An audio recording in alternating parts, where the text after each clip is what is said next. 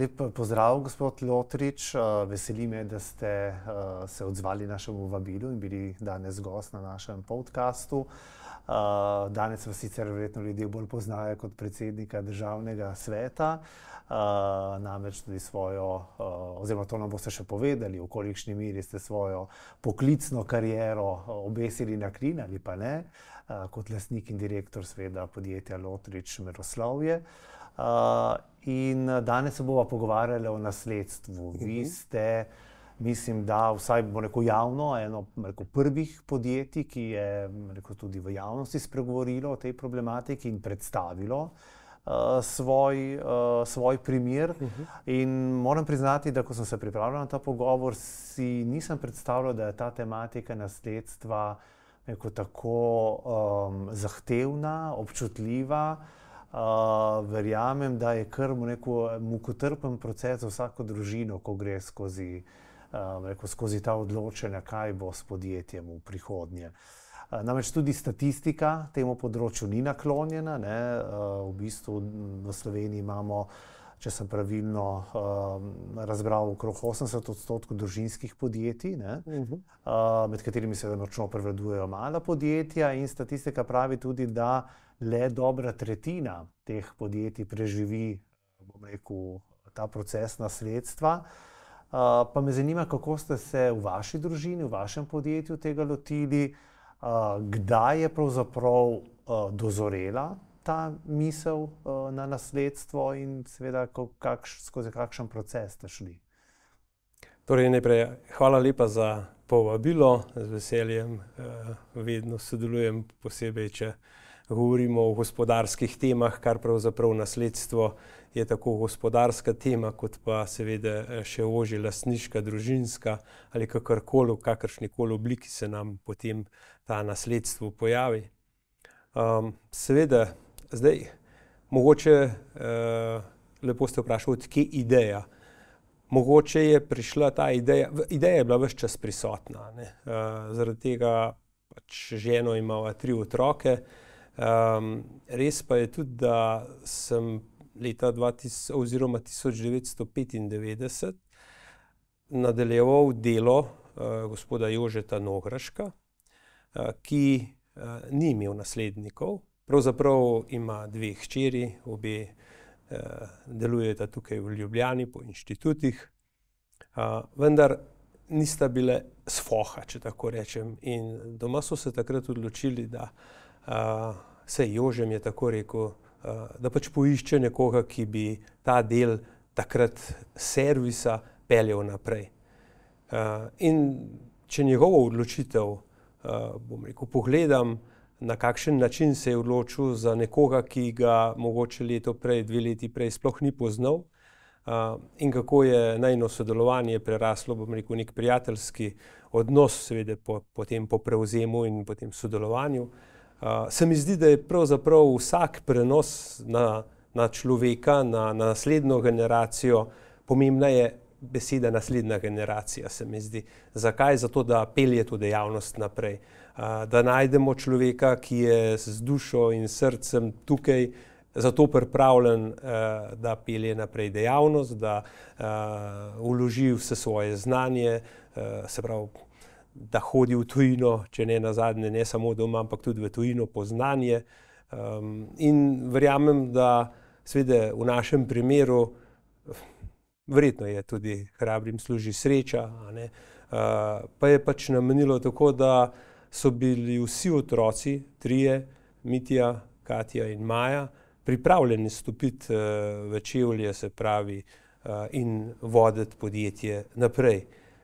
In da rečem tako, nobena stvar se ni, razen zadnjega koraka, če tako rečem, pa bo do njega še prišla, se ni zgodila čez noč. Vse stvari so počasi dozorevale, tako so vsi 3 študirali in so bili na en način povezani s podjetjem. V, najbolj osnovni varianti je to delo med počitnicami, predvsem pri Mitju to lahko ocenim. Zdaj pri dekletih pa, bom rekel, tega klasičnega dela med počitnicami ni bilo toliko. Bolj je bilo vezano na kakšne projekte, predvsem Majo so vedno zanimala tujina, vedno jo je zanimali določeni projekti, kar vezano na sejme, na predstavitve, nek marketing jo je privlačil. Dočim Katja je bila pa vedno v številkah, ne? In prav zanimivo je to pogledati, na kakšen način so se kasneje razdelili svoje naloge, ne? Tako da, kot rečeno, Mitja bolj na tehničnem področju,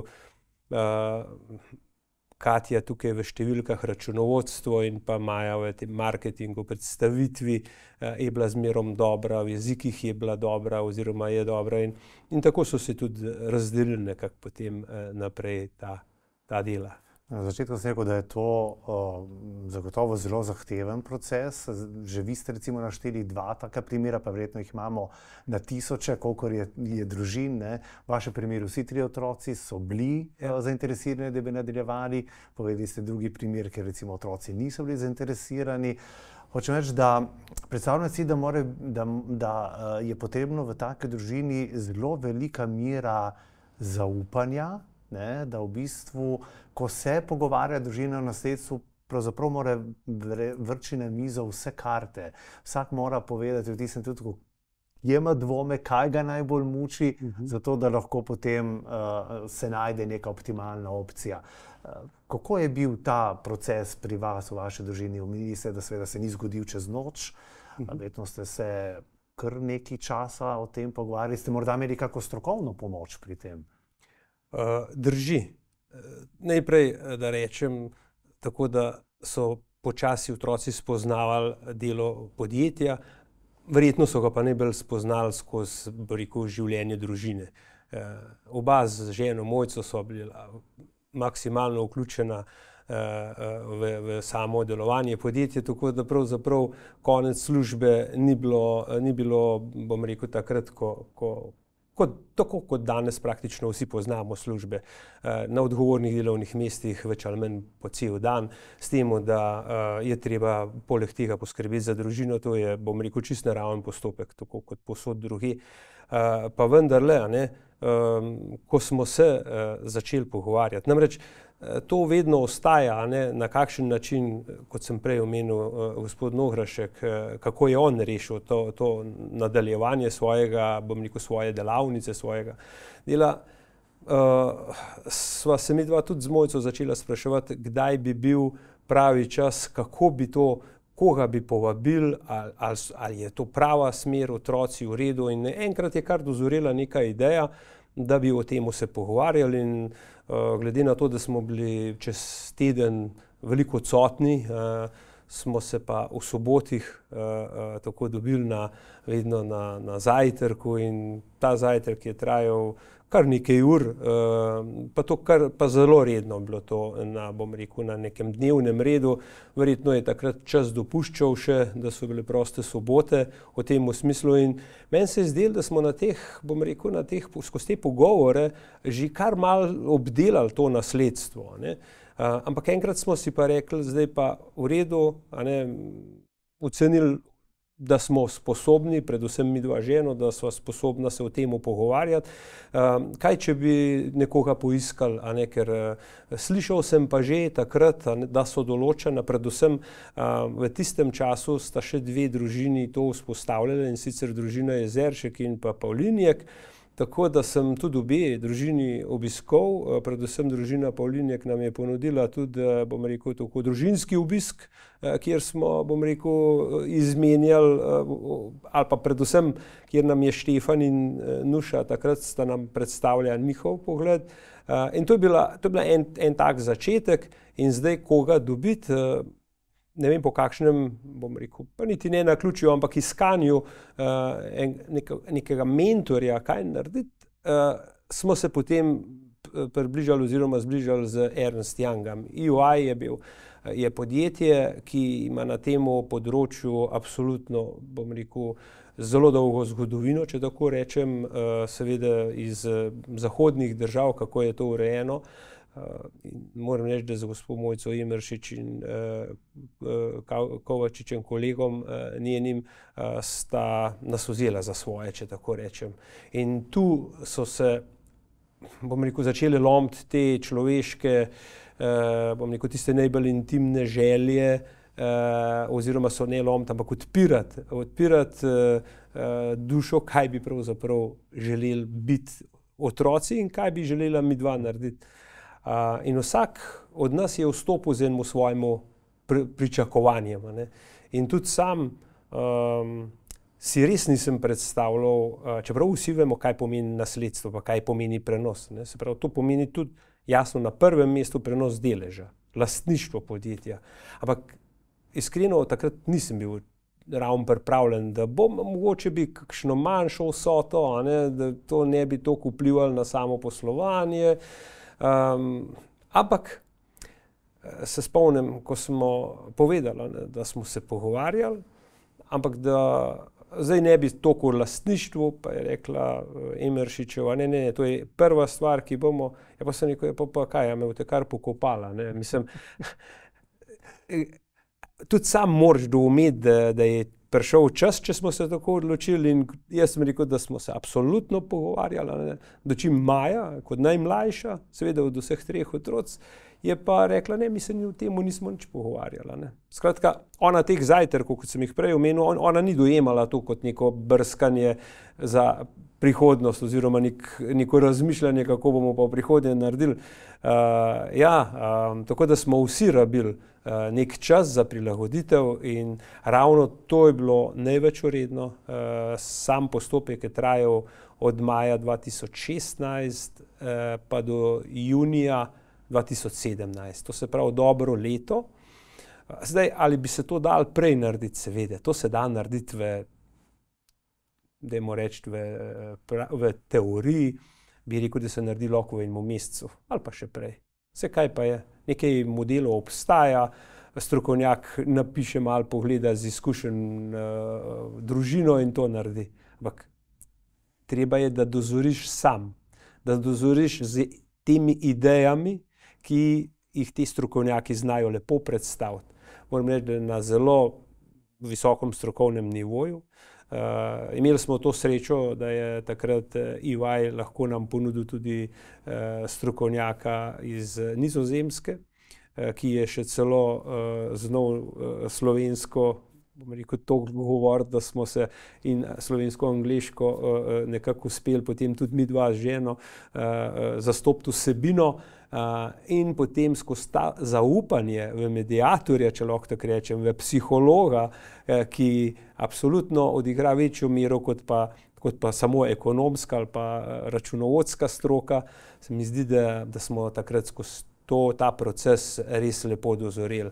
Šli smo skozi različne delavnice, pogovore ena na ena, torej z nama, z ženo je bil skupen vedno pogovor, dočim otroci so bili vsak posebej, potem so oni videli te razlike, so nas pripravili po breku ali pa 3/4 leta nekje, potem smo imeli eno delavnico, v Radenci smo šli za konec, se pravi 3-4 dni, se mi zdi, da smo bili 3 dni aktivno na lokaciji in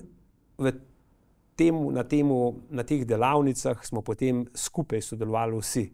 Prej v prve pol leta, recimo, če bi tako rekel, smo bili ena na ena.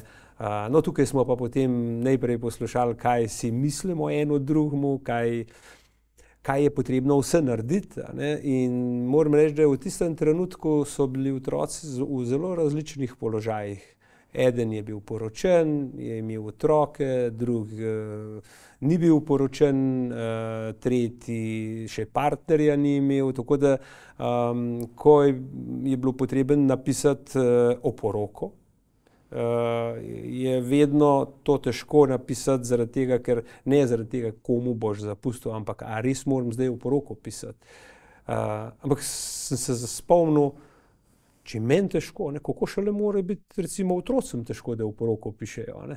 No, to mogoče se sliši enostavno, ampak tudi otroci so morali zase. Tako. Aha, in zdaj eden, ki ni imel, ki je bil takrat brez partnerja in vsega, komu ne zdaj napiše v poroko. Ja, to so čustveno izredno naporna, pa ne pogajanja, to so bili pogovori. In tudi solze so bile, pa tudi mi ni bilo vse, ne meni, ne. In še kaj, če se komu kaj naredi, ja se res, ja se zato pa pišemo to družinsko ustavo, zato pa je ta dogovor, družinska ustava je dogovor med pač naslednjo generacijo, med nasledniki in pa ustanoviteljem v našem primeru. Tako da mislim, da je to bilo najlepša in hvala lepa še enkrat ekipi iz EY, kako so to uspeli nas povezati, kako so mene osebno uspeli prepričati, da brez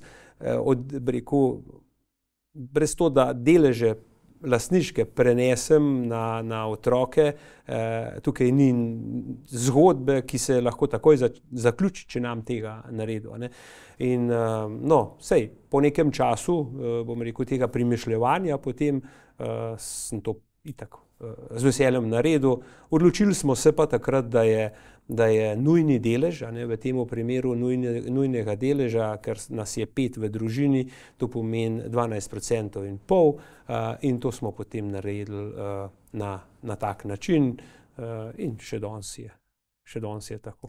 Se tako, ko mi razlagate, si mi vrti film, ne vem, neke psihoterapije oziroma čisto nek terapevtski moment, skozi katerega ste šli, da ste prišli do družinske ustave.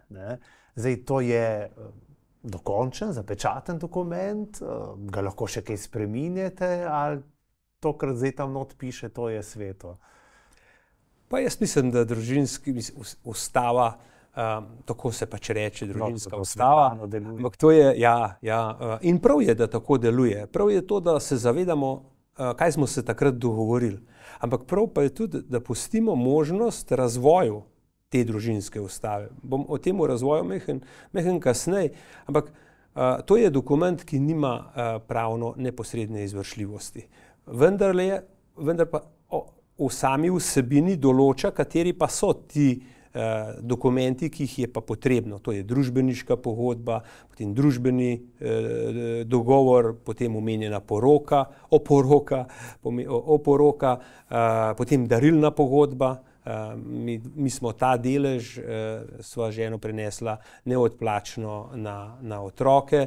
Skratka, to so pa pogodbe, ki pa so seveda tudi notarsko in sodno overjene in zabeležene.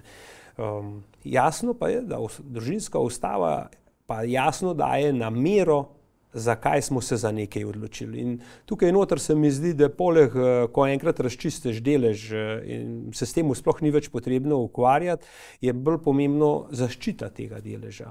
Se pravi, kaj so dovoljene transakcije, kaj so nedovoljene transakcije. Kako je recimo, kdo lahko postane lastnik v nadaljevanju, kdo je lahko zaposlen v podjetju, na kakšen način bomo odpirali nova delovna mesta, ali bomo za potrebe družine odpirali nova delovna mesta, ali je meritokracija, torej domača, ampak mora pa biti, bom rekel, sposoben tega upravljati. Vedno imate v misli recimo partner otroka, ki bi se želel zaposliti v podjetju. Tako. Zato je zanimivo, tle sem bral različne zgodbe, različne primere, kako globoko grejo, v smislu, ali smejo partnerji otrok tudi postati lastniki, kaj je s tretjo generacijo, se pravi, v tem vašem primeru z vašimi vnuki, ali se bo to lastništvo tudi na njih prenašalo. Zelo različno se potem lotijo teh vprašanj. Ja, mi smo se pač dogovorili, da lastništvo gre po krvni liniji. To je nek, bom rekel, zahodnoevropski standard, če smem tako reči.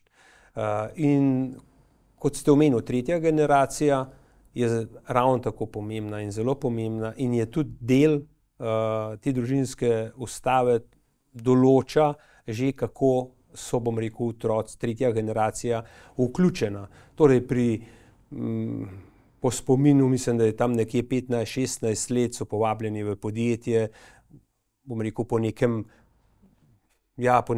programu, ne da prej ne hodijo v podjetje, že zdaj hodijo, ampak takrat so pa po nekem programu povabljeni z neko vsebino, da se seznanijo in potem pri 18 letih pa postanejo solastniki in sicer v 1% od deleža, ki ga ima starš.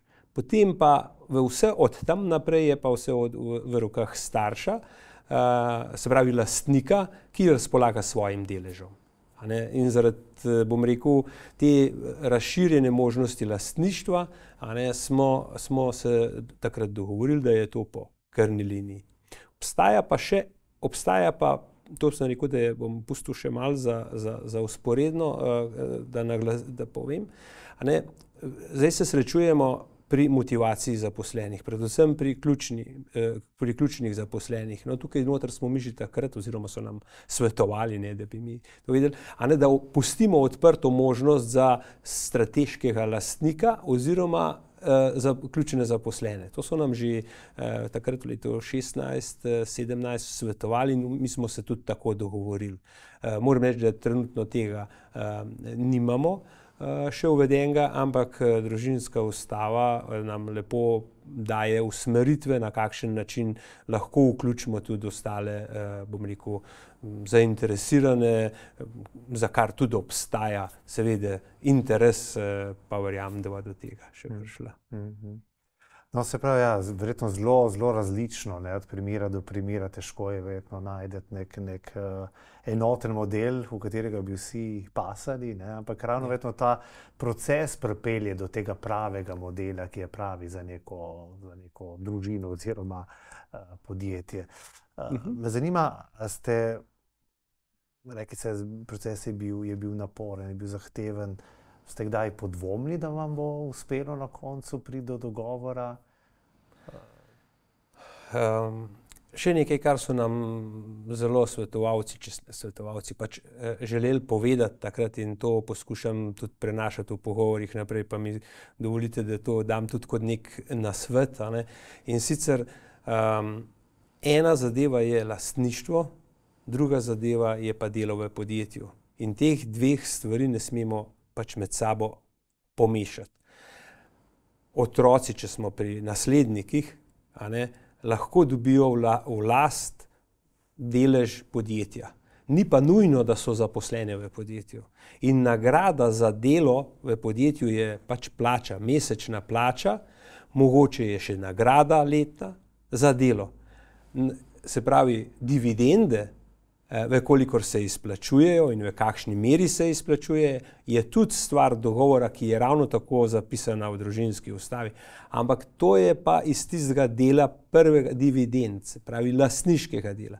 In mi vse preveč povezujemo delo v podjetju z lastniškim deležem. In takrat, ja, kje pa zdaj pa?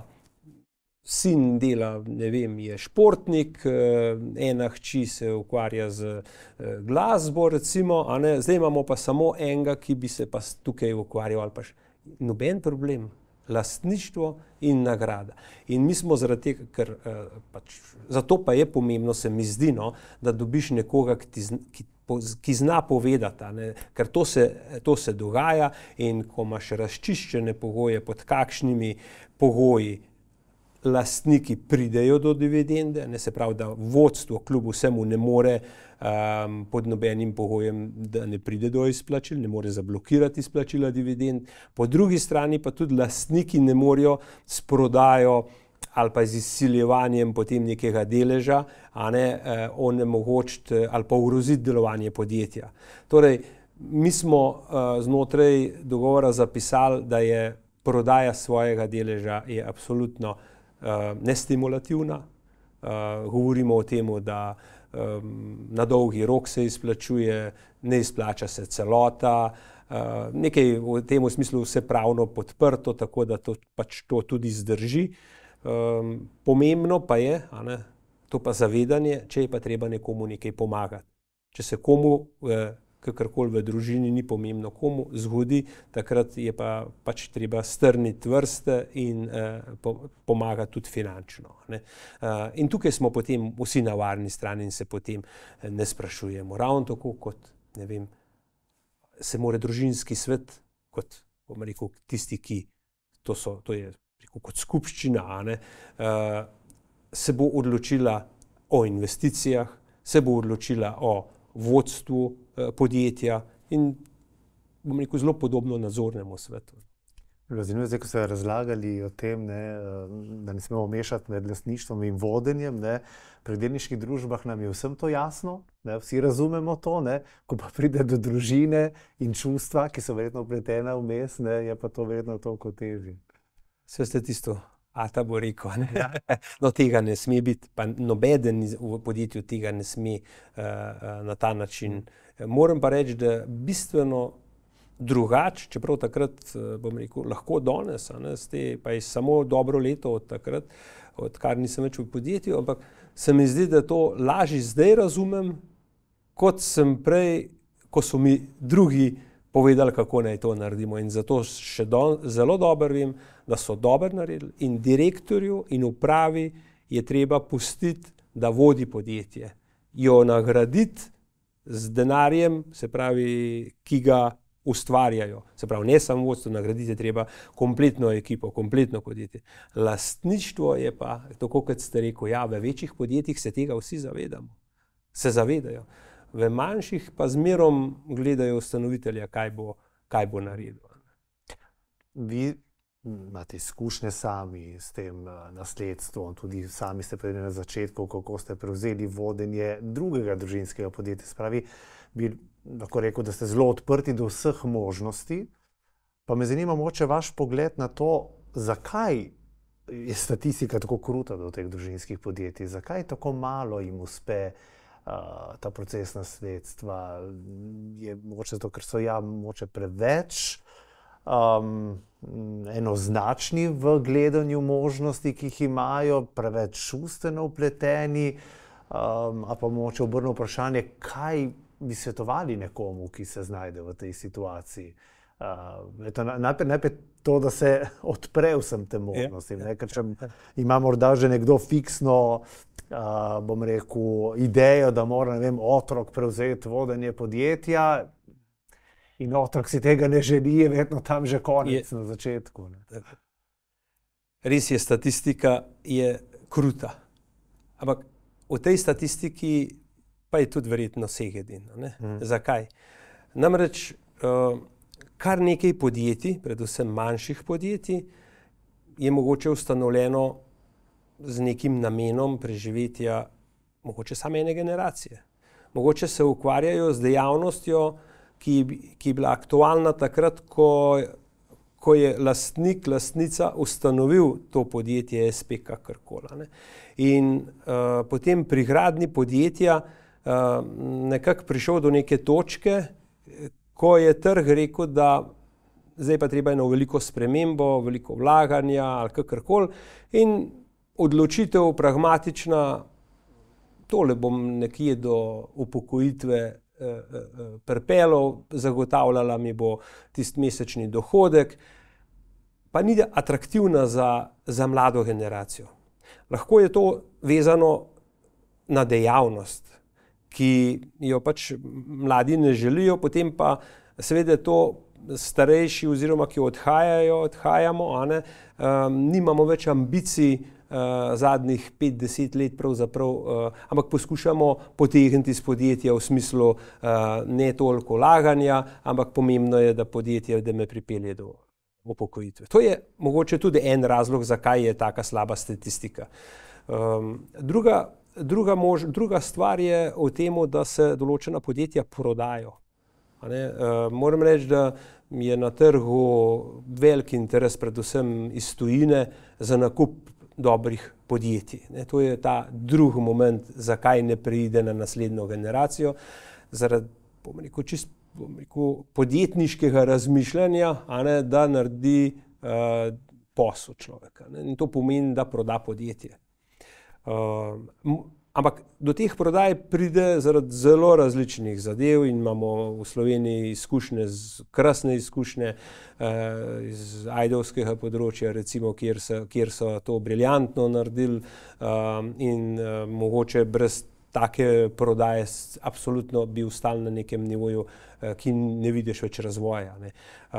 In so ljudje dejansko začutili to priložnost in so naredili najboljši potezo v svojem življenju, ne. Tako da metati v en koš to, da dejansko ni prehodov ali pa da se samo, ne vem, da velik delež podjetij ugasne, to zdaj od teh dveh primerov ostaja pa res tista, ne, ko pa ne najdejo ljudje, nimajo sreče, kakorkoli ljudje, otroci niso zainteresirani, ampak danes recimo podjetje, če je podjetje, da je malo tehnološko podjetje oziroma da vidi perspektivo, pa vidim, da je vedno več interesa tudi med zaposlenimi.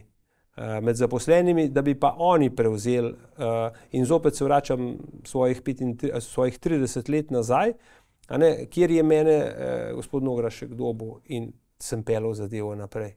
Moram reči, tudi najin odnos je bil zelo domač na koncu, že po tolikih letih, in vedno ga imam zapisanega, pa ne samo zaradi tega, tudi veliko nam je pomagal, svetoval, kako narediti, kako se more žena zaposliti, ne more upravljati obeh služb, kako je on hodil k nam v podjetje in praktično najprej zaslužil njeno plačo in potem samo še, potem je, bom rekel, dobil honorar, kar je bilo nad njeno plačo. Skratka, pri tem podjetništvu je tudi veliko okolice, ki ti pomaga zgraditi to, bom rekel, neko zgodbo.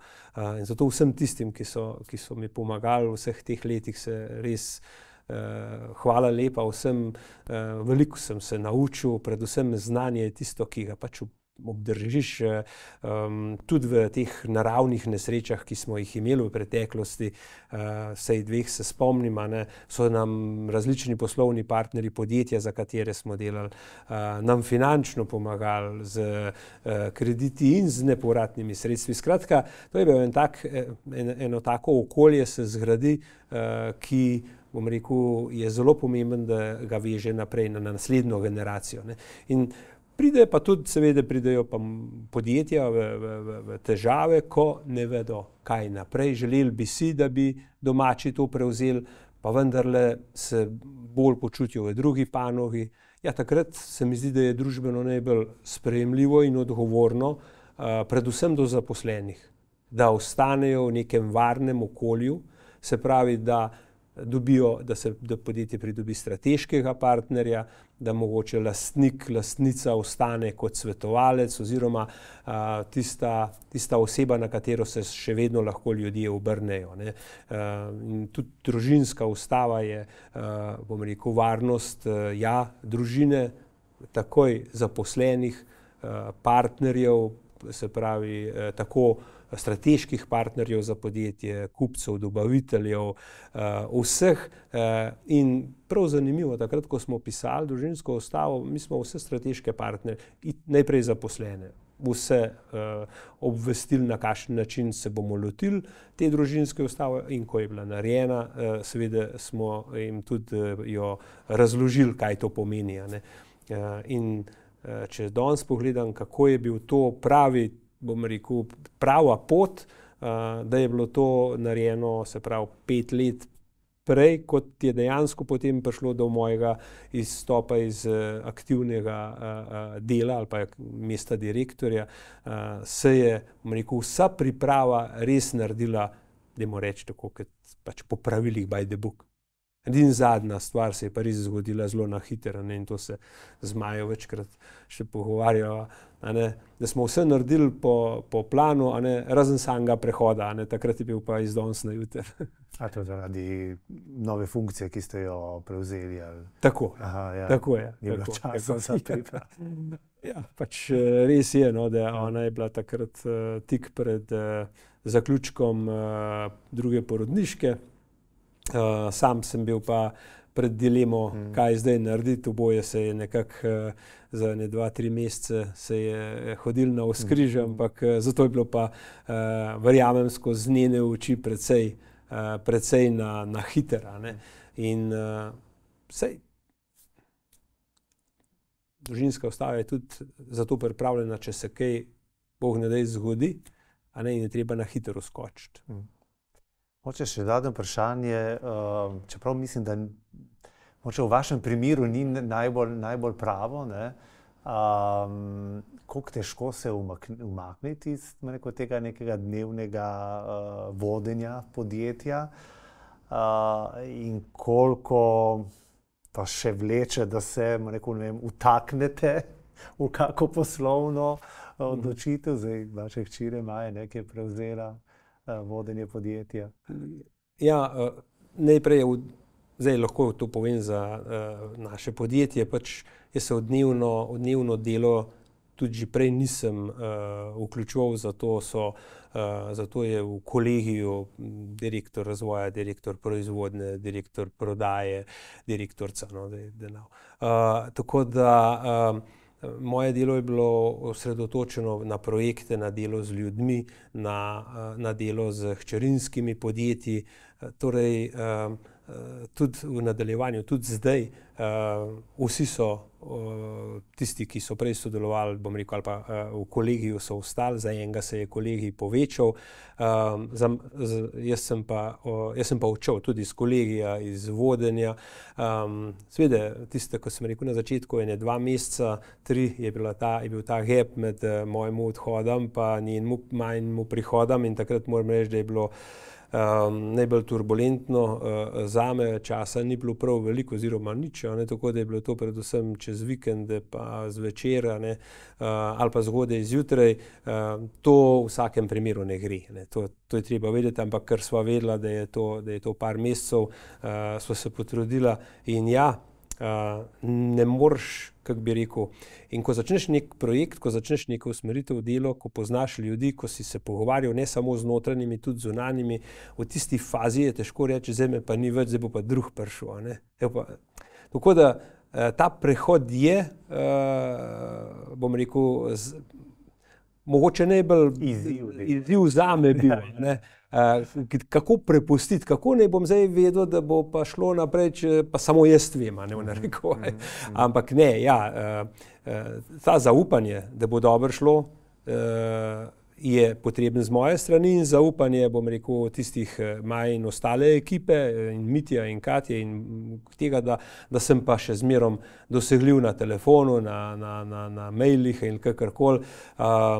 K sreči tega ni bilo, pravzaprav ni bilo veliko in enkrat mi je ena podjetnica slovenska znana mi je rekla, da mogoče se bomo pa pogovarjali enkrat od tega, da je bil vaš primer samo zato uspešen, ker si šel pač izven podjetja, ker si šel za predsednika državnega sveta. Ja, to sem zdaj rekel na začetku, mogoče ni pravo vprašanje za vas, ker se predstavljam, da nekdo, ki gre recimo, ne vem, v pokoj direkt, je vedno zelo težko odrezati. Vi imate pa zdaj druge zadolžitve, gotovo še več kot prej, tako da niste, bom rekel, ta atipičen, Je pa zagotovo, z vsega tega, kar ste povedali, bi zaključil sem to, da je potrebna zelo velika mera neke čustvene inteligence, da pravilno spelješ ta procesna sredstva, ker tako kot ste zdaj razložili, mislim, da je to kar velik izziv za vsako družinsko podjetje. Tako da jaz se vam zahvaljujem, da ste bili naš gost in hvala za vse te izkušnje in nasvete, ki ste jih delili, in upam, da bodo v korist tudi drugim slovenskim podjetjem, ki so na tej poti. Hvala lepa za povabilo.